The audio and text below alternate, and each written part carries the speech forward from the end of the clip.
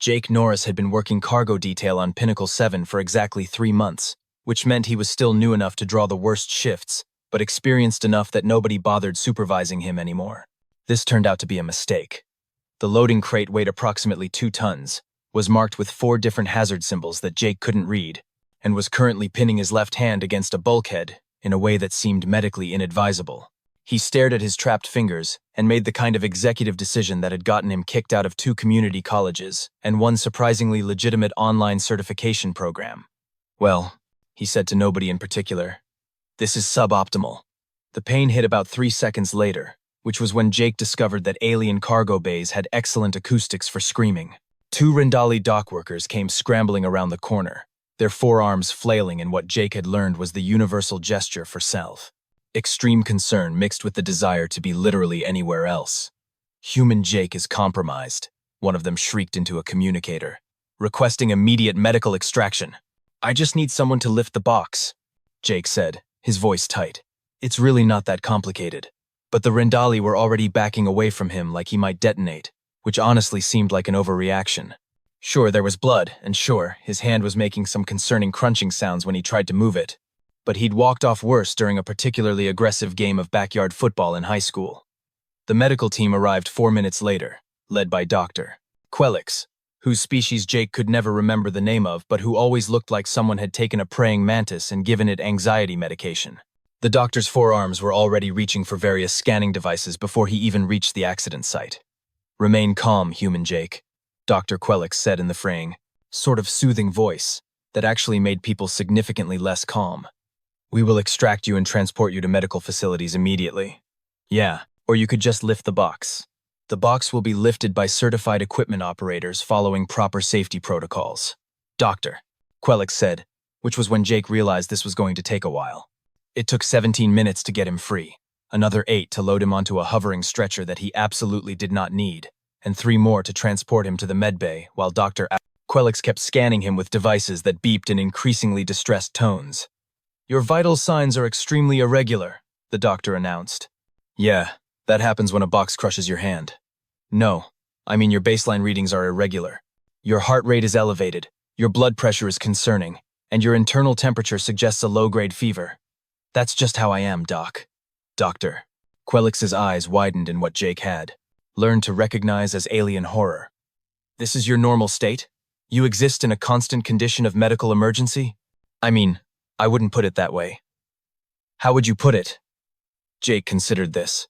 Thriving, the medical bay doors hissed open, and Jake got his first good look at what passed for emergency medicine in the wider galaxy. Everything was too clean, too white, and staffed by beings who looked like they'd never encountered anything more dangerous than a paper cut. A smaller alien, maybe 3 feet tall with skin like purple bubble wrap, rushed over with a tray of instruments that looked less like medical tools and more like the contents of a very confused kitchen drawer.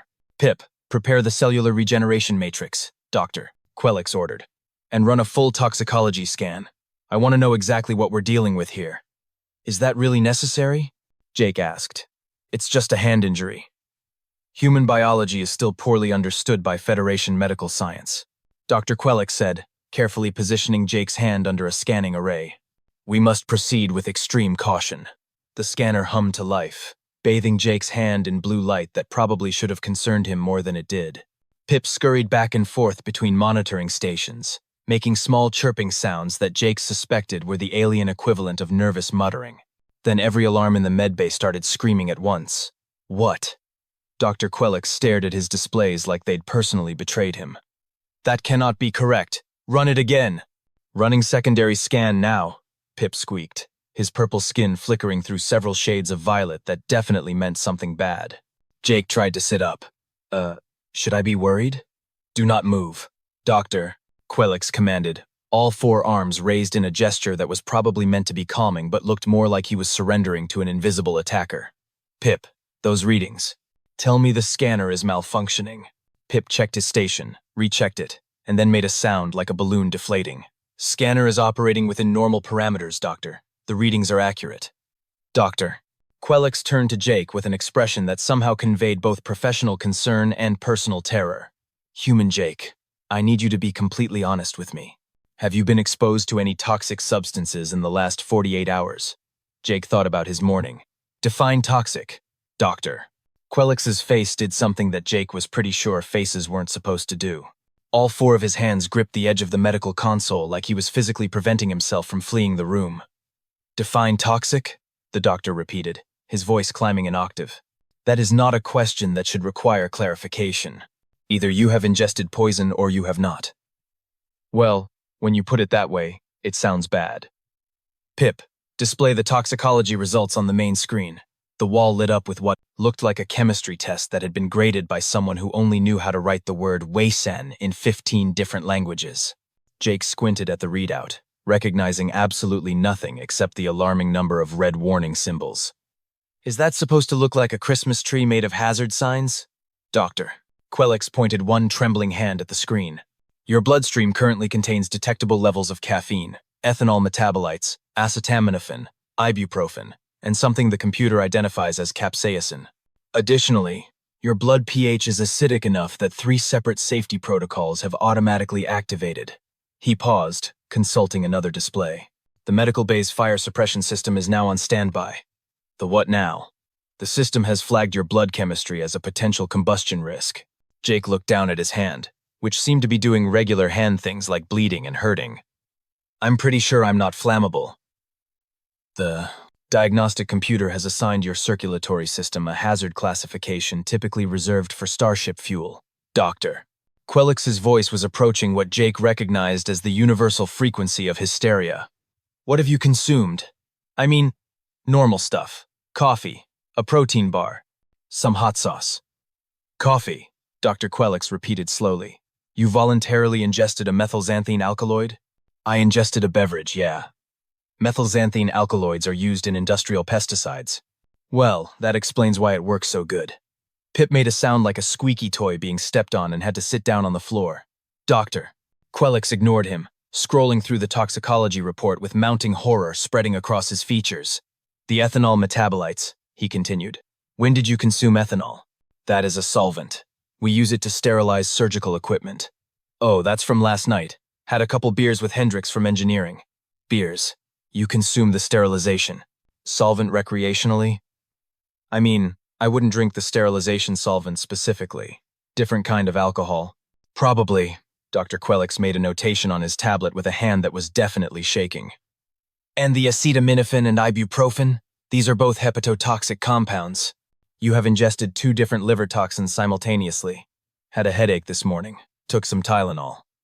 You poisoned yourself to address a minor pain condition. And some Advil. You poisoned yourself twice? Jake was starting to feel like this conversation was getting away from him. They're over-the-counter medications, Doc. People take them all the time. People, Dr. Quellix said, and the way he emphasized the word made it sound like an accusation. Humans. You mean humans do this? Well, yeah. Pip, note in the file. Human biology operates on fundamentally different toxicological principles than all known sentient species. Possible explanation. Humans are already dead and do not realize it.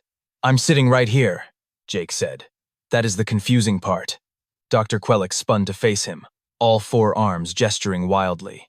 You should be experiencing system-wide organ failure. Your liver enzyme levels suggest your detoxification systems are working at 340% of what we consider maximum sustainable capacity. Is that bad? Maximum sustainable capacity means the highest level an organ can function before catastrophic breakdown. You are operating 240% beyond that. But I feel fine. Well, except for the hand. Dr. Quellix stared at him for a long moment. You feel fine. You have poisoned yourself with industrial pesticides, sterilization solvent, and liver toxins. Your blood is acidic enough to etch metal, and you feel fine. Little tired, maybe.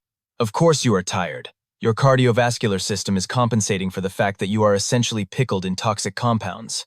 The doctor pulled up another screen. And we have not even addressed the capsaicin yet.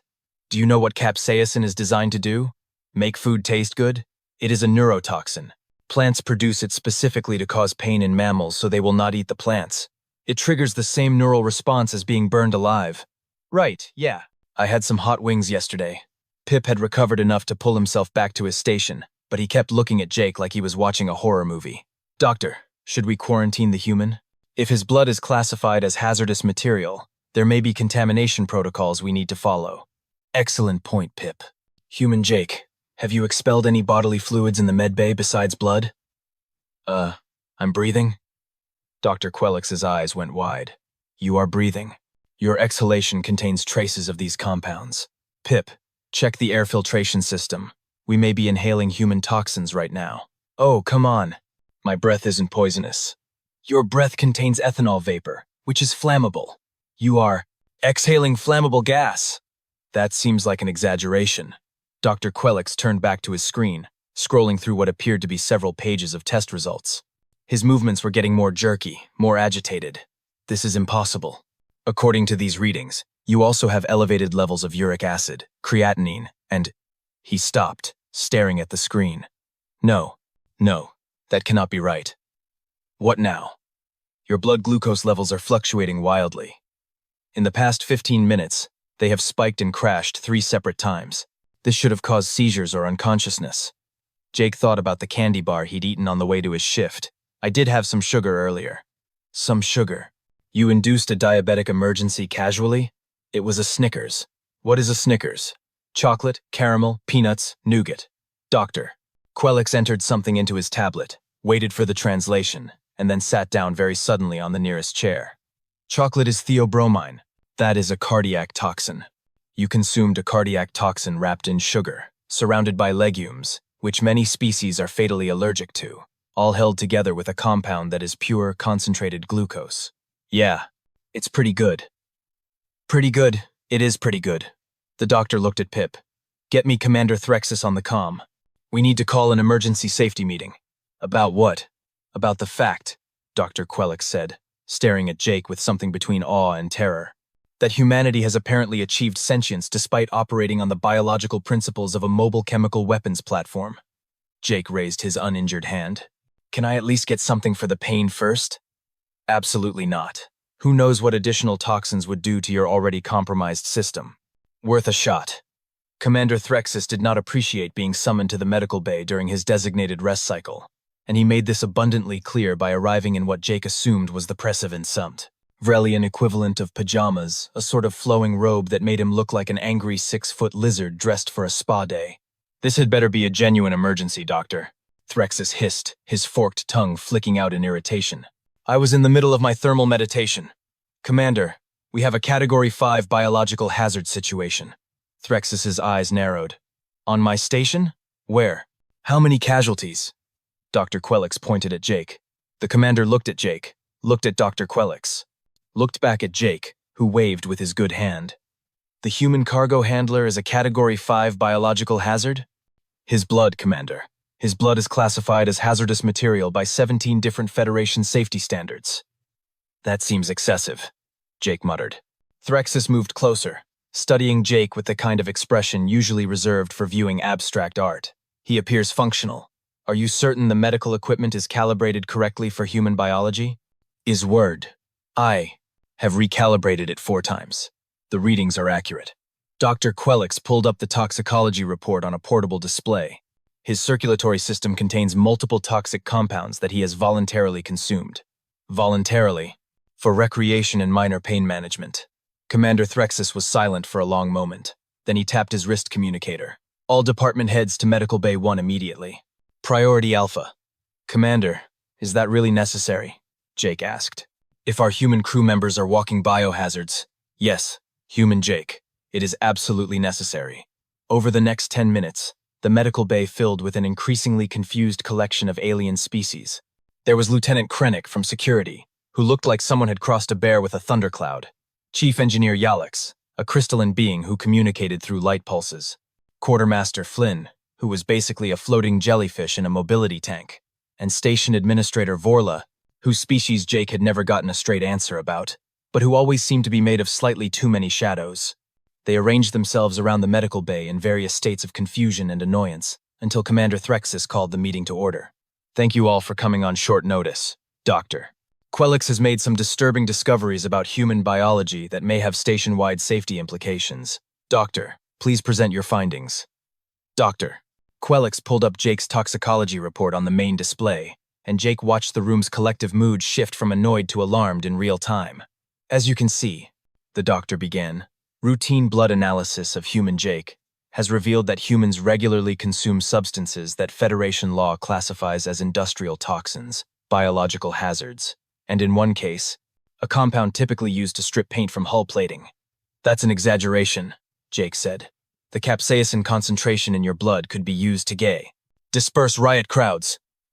Lieutenant Krennic leaned forward, his massive frame making the medical equipment look like children's toys. Human Jake, do all humans consume these toxins? They're not toxins. They're just normal stuff. The computer has flagged them as toxins. The computer is being dramatic. Chief Engineer Yalix pulsed in rapid yellow light, which the translator rendered as, query. Are these substances required for human survival? No, Dr. Quelix answered before Jake could. That is the horrifying part. Humans consume these compounds voluntarily, for enjoyment. The room fell silent except for the rhythmic hum of medical equipment and the gentle sloshing of Quartermaster Flynn in his tank. I'm sorry, Flynn said, his voice bubbling through his tank speakers. Did you say for enjoyment? Humans poison themselves recreationally? Apparently, yes. The ethanol consumption, Commander Threxus said, studying the report. Human Jake claims this was recreational. Can you confirm this is standard human behavior? Jake sighed. Yeah, drinking is pretty normal. Most cultures do it.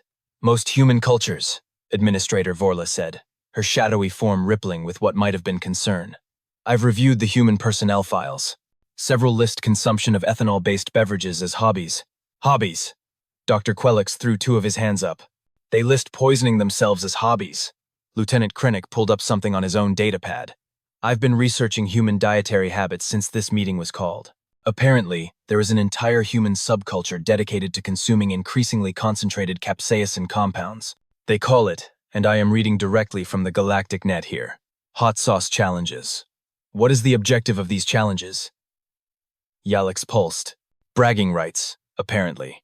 They build tolerances to neurotoxins for social status? Flynn's tank sloshed violently. That's the most insane thing I've ever heard. It gets worse, Lieutenant Krennic continued. Some humans deliberately consume small amounts of actual poison to build immunity. That's really more of a historical thing, Jake tried to interject. It is still a thing that humans have done, voluntarily. Commander Threxus held up a clawed hand for silence. Let me make certain I understand the situation. Humans regularly consume compounds that would hospitalize or kill most Federation species. They do this voluntarily, and they consider it normal behavior? That's the extremely concerning summary, yes, Doctor. Quelix confirmed. And human Jake's blood chemistry suggests he has consumed multiple toxic compounds in just the past 48 hours? Correct. How is he still alive? That, Dr. Quelix said, is the question that troubles me most. His liver appears to be functioning as a combination filtration system and chemical warfare defense mechanism.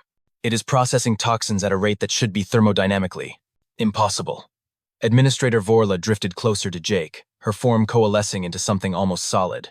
Human Jake, do you feel any adverse effects from these substances? I mean, I'll probably get a headache later if I don't drink more coffee. You require additional pesticides to prevent pain from pesticide withdrawal? When you say it like that, it sounds bad. Because it is bad. Dr. Quelix was gesticulating with all four arms now. You are describing a dependency on toxic compounds. Chief Engineer Yalix flashed in concerned orange. Query. What other substances do humans regularly consume? Jake really wished he hadn't asked that. Well, there's energy drinks. What are those? Commander Threxus asked with the weariness of someone who already knew he wouldn't like the answer. Basically concentrated caffeine mixed with sugar and some B vitamins. Concentrated pesticides with glucose, Dr. Quelix translated. They concentrate the toxins. Some humans also drink things, like pickle juice after consuming alcohol, Lieutenant Krennic added, still reading from his datapad. 2. And again I quote, cure hangovers. What is a hangover? The toxic effects of ethanol poisoning. So they poison themselves, experience adverse effects, and then consume acidic vegetable brine to address the poisoning? That appears to be accurate. Quartermaster Flynn bobbed in his tank. This explains so much about human cargo requests. Last month, human Jake requisitioned something called ghost pepper hot sauce. I approved it because I assumed it was a religious item. It is a condiment, Jake said. For food. You put neurotoxins on your food. For flavor. The room erupted into multiple conversations at once. each alien apparently trying to process this information in their own way. Commander Threxus eventually restored order by smacking his tail against the floor hard enough to make the medical equipment rattle. Clearly, we need to establish new protocols for human crew members. Dr. Quelix, recommendations? The doctor consulted his notes. At minimum, I suggest restricting human access to substances that could increase their already alarming blood toxicity. No more coffee, no more alcohol, no more capsaicin-based products. You can't do that, Jake protested. I absolutely can. This is a matter of station safety. If you take away coffee, you'll have a real safety problem on your hands. Administrator Vorla tilted her shadowy head. Is that a threat, human Jake? It's a warning. You've never seen a human without coffee. Commander Threxus held up a hand before anyone could respond to what definitely sounded like a threat from Jake. Perhaps we should allow human Jake to explain his species' dietary habits more thoroughly before we make any policy decisions. Thank you, Jake said. Look, I know it sounds weird from the outside, but humans have been consuming this stuff for thousands of years. We're fine. You are sitting in a medical bay with a crushed hand and blood chemistry that suggests imminent combustion, Dr. Quelix pointed out. Fine is a generous assessment. The hand thing is unrelated. Is it? Perhaps your motor control was impaired by neurotoxins. Or maybe a 2-ton crate is just heavy. Lieutenant Krennic leaned against a medical console, making it creak alarmingly under his weight.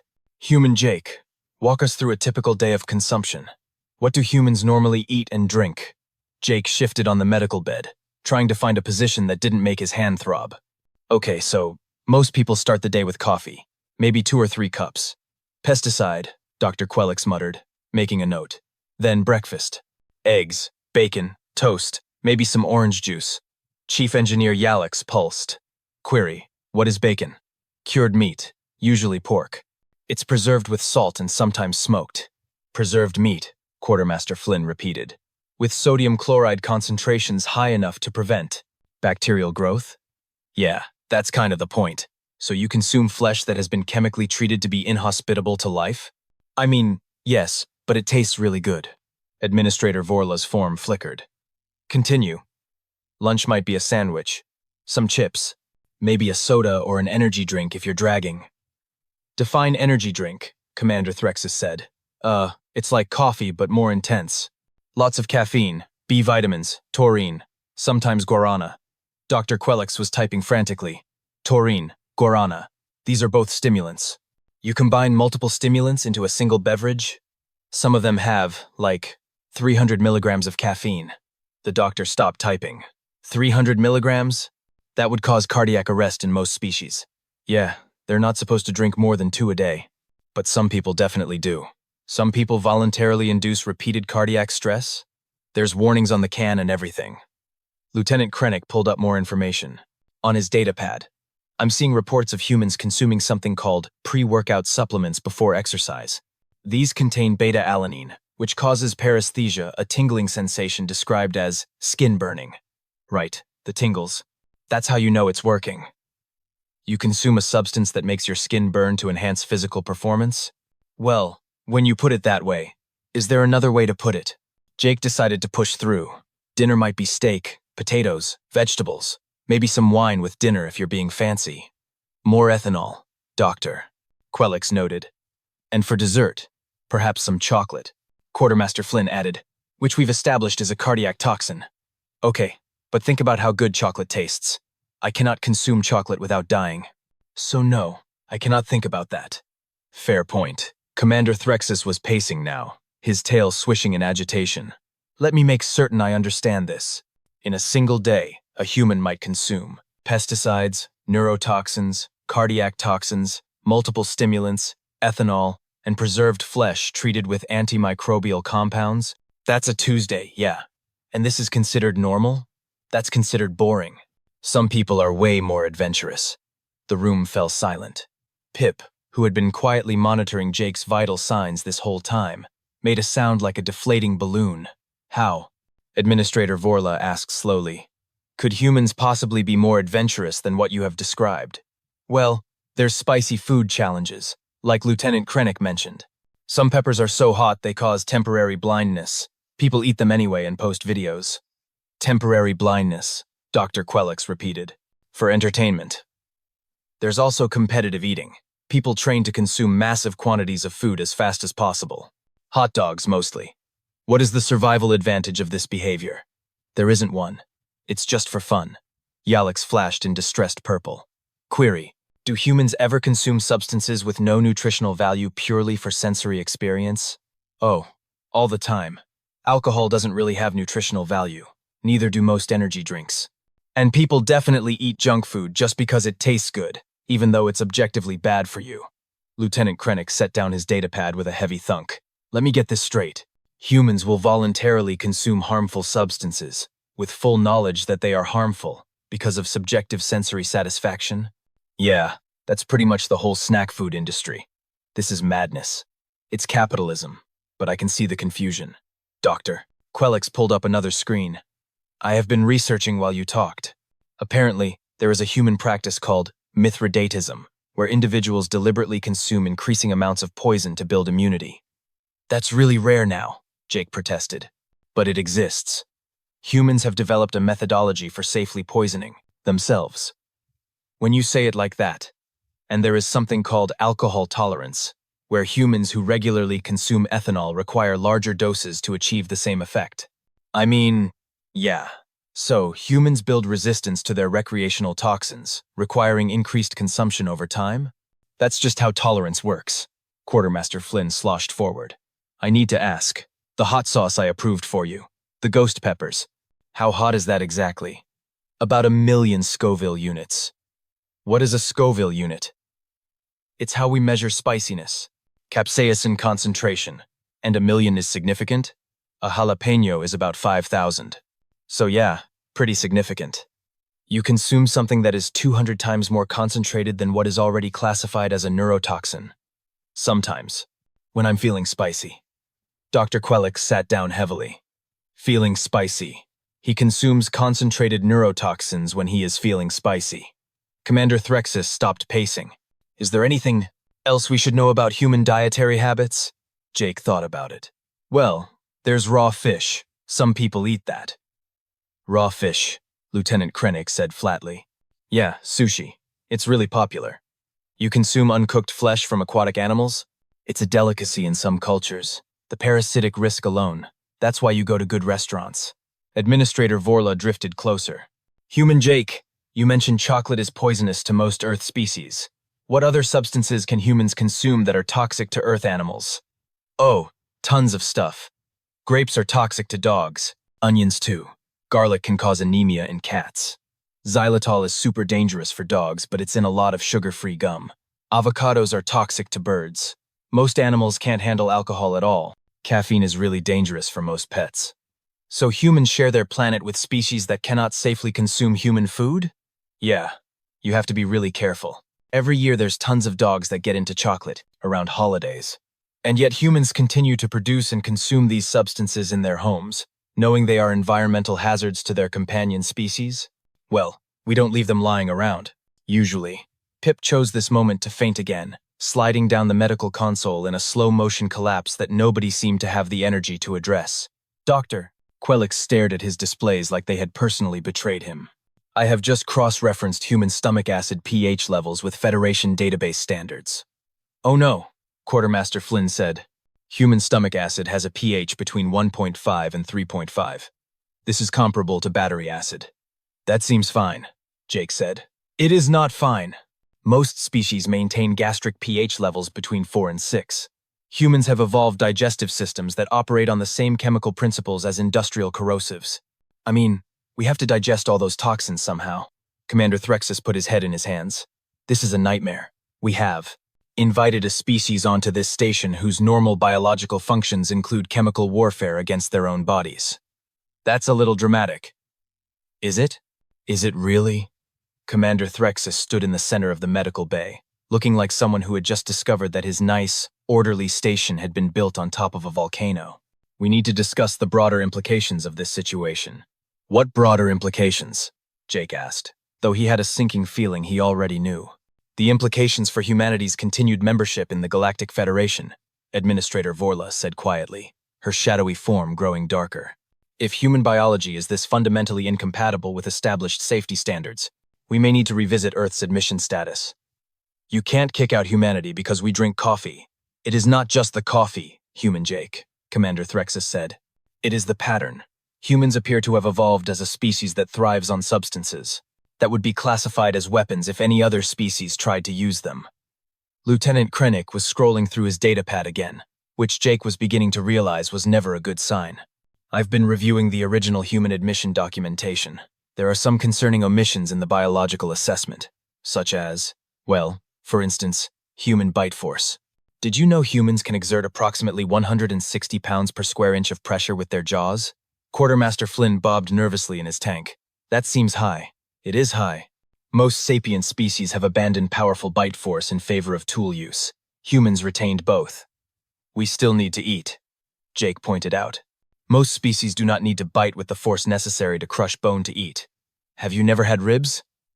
Dr. Quelix looked up from his console. This is actually raising questions about human evolutionary history. If humans can safely consume toxins, maintain corrosive digestive systems, and retain predatory physical traits, what exactly were they evolving to survive? Earth, Jake said simply. Elaborate. Earth is kind of a nightmare planet if you're not used to it. Tons of things are poisonous. Tons of things want to eat you. The weather tries to kill you regularly.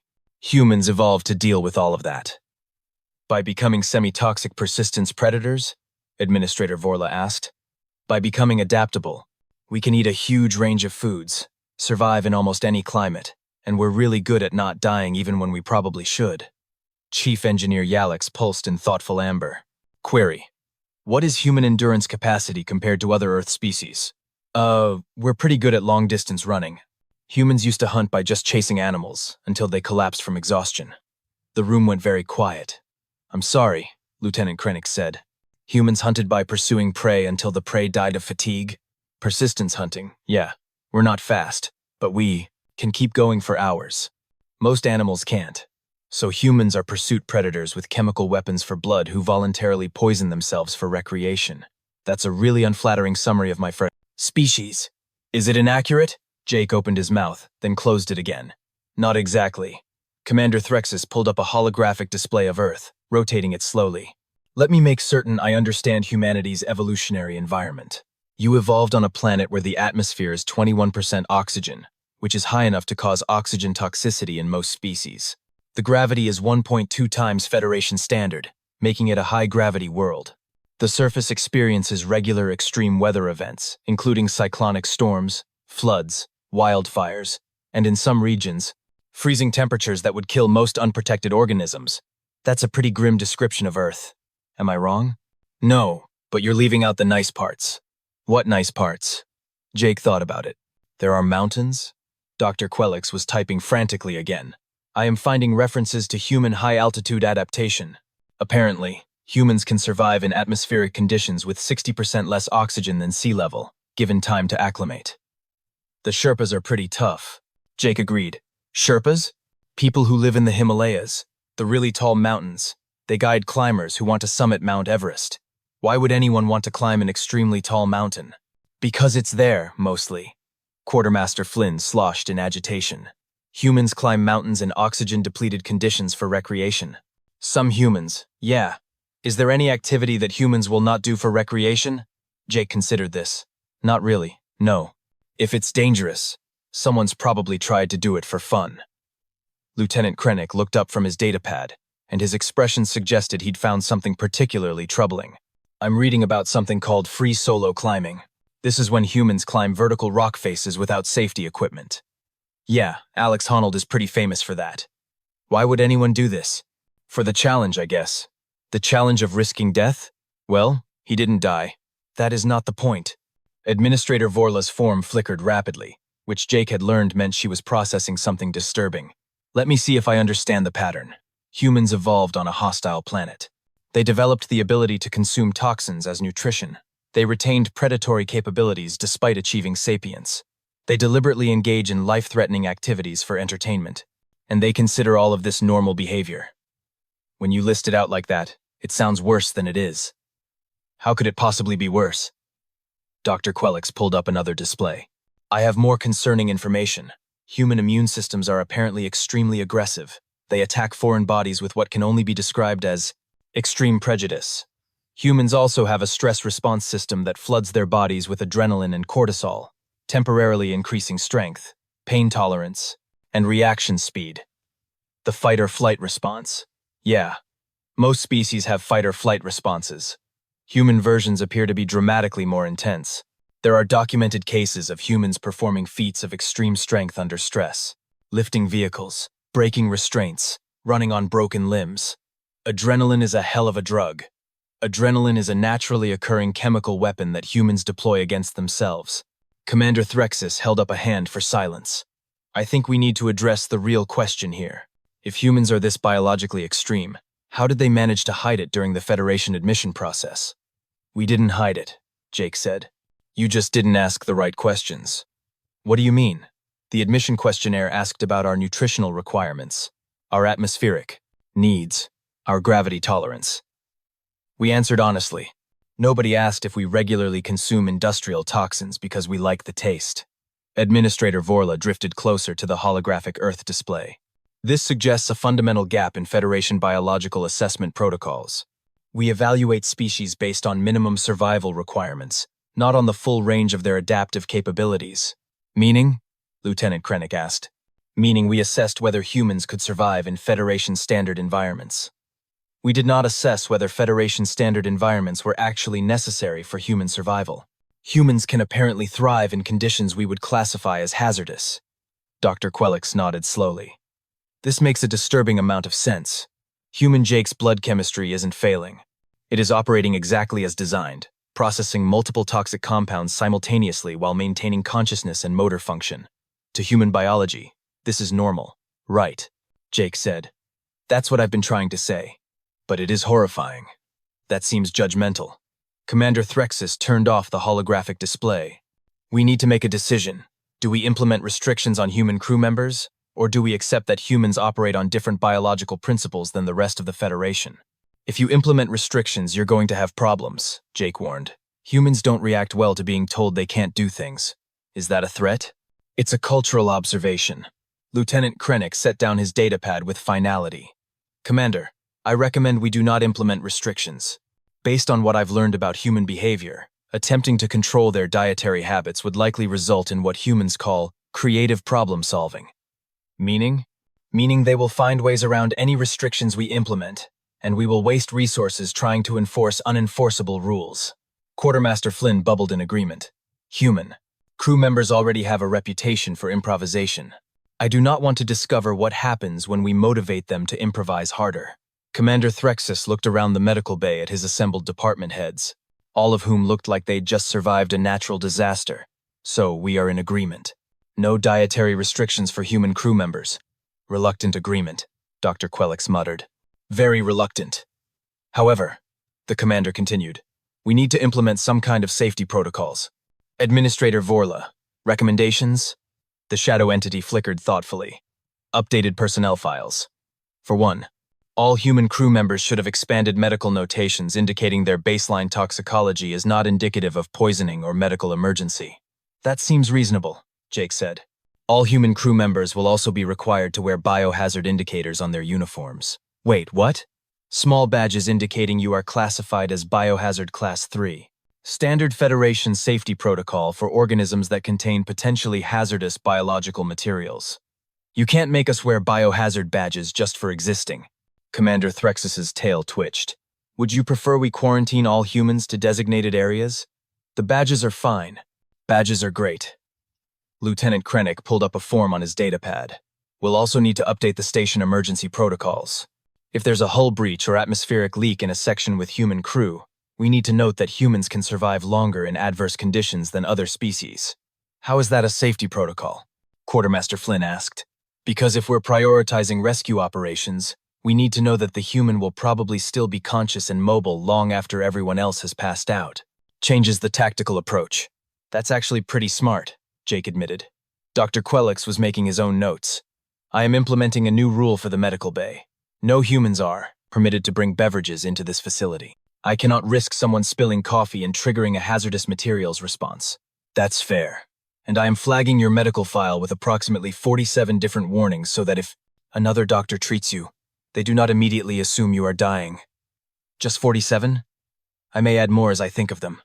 Chief Engineer Yalix pulsed in curious green. Query. Are there other human biological quirks we should be aware of for safety purposes? Jake thought about it. Well, we heal pretty fast compared to some species. And we can function on surprisingly little sleep for short periods. How little sleep? Some people can pull all-nighters pretty regularly. Couple days without sleep isn't great, but it won't kill you. Dr. Quelix made a strangled sound. Sleep deprivation is a form of torture in most civilized societies. Yeah, but sometimes you have a deadline. You voluntarily torture yourselves to meet work. Schedules? College students do it all the time. Your educational system involves torture. Now you're just being dramatic. Commander Threxus raised his voice before the conversation could derail further. Are there any other immediate concerns we need to address? Yes, Dr. Quelix said, gesturing at Jake's injured hand. I still need to treat human Jake's actual injury, which has been completely overshadowed by the revelation that his species is a biological nightmare. I've been very patient about that, Jake agreed. The doctor pulled over a medical scanner, moving with the resigned air of someone who'd given up trying to understand the universe. The good news is that your hand will heal with minimal intervention. The bones are cracked but not shattered. And the bad news? There is no bad news. Your body is already flooding the injury site with so many white blood cells and inflammatory compounds that I am concerned about collateral damage to surrounding tissue. So my immune system is overreacting? Your immune system has responded to a minor injury by deploying what I can only describe as overwhelming force. It is, once again, the biological equivalent of using a nuclear weapon to deal with a minor pest problem. But it works? Distressingly, yes. You should be fully healed in 2 to 3 weeks. That's pretty standard for humans. It is horrifyingly fast by Federation medical standards. Most species would require 6 to 8 weeks for this type of injury. Jake shrugged with his good shoulder. What can I say? We bounce back. Doctor. Quelix applied what looked like a standard medical foam cast to Jake's hand, though he did it with the careful deliberation of someone defusing a bomb. You are cleared to return to duty in 48 hours, light duty only. No lifting anything heavier than 5 kilograms until I clear you. Understood. And human Jake? Yeah? Please try not to get injured again. My cardiovascular system cannot handle another toxicology report like this one. I'll do my best. Commander Threxus moved toward the door, signaling the meeting was over. All department heads, implement the new protocols by end of shift tomorrow. And someone wake up Pip. The small purple alien was still unconscious on the floor. Lieutenant Krennic gently nudged him with one massive foot until he stirred. As everyone filed out, Jake hopped down from the medical bed, testing his newly casted hand. It throbbed, but not as bad as before. Dr. Quelix watched him with the expression of someone observing a particularly unpredictable chemical reaction. Human Jake, one final question. Shoot. Do humans ever regret evolving to survive your hostile homeworld through chemical warfare and biological extremes? Jake thought about his morning coffee, the hot wings he'd had for dinner last night, the beer he'd shared with Hendrix, the satisfaction of putting hot sauce on basically everything. He thought about humanity's collective decision to look at things that caused pain and decide they were delicious. He thought about how humans had conquered their own planet by being too stubborn to die. Not even a little bit, he said. Doctor. Quelix made a note on his tablet. That is what I was afraid of. Jake made it back to his quarters without incident, which felt like a victory considering the day he'd had. He found Hendrix waiting outside his door, holding 2 bottles of something that definitely wasn't approved by Dr. Quelix's new medical protocols. Heard you had an exciting day, Hendrix said, offering him a bottle. You have no idea.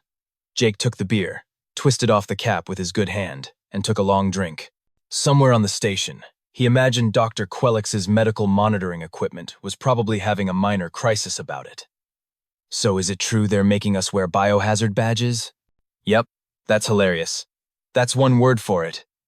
They stood there in the corridor, drinking beverages that most of the galaxy considered industrial solvents, and Jake couldn't help but laugh. Humanity had made it to the stars, joined the Galactic Federation, and immediately confused everyone by refusing to die from things that should probably kill them. It was, he decided, very on brand. 3 days later, Jake returned to the cargo bay with a new biohazard badge on his uniform and a fresh cup of coffee in his good hand. The coffee was technically contraband in the medical bay, but the cargo bay had no such restrictions. His supervisor, a Vrelian named Torsk, took one look at the badge and sighed the universal sigh of someone who'd already heard the story. Try not to bleed on anything important, Torsk said. No promises. And Jake? Yeah? What's in the coffee?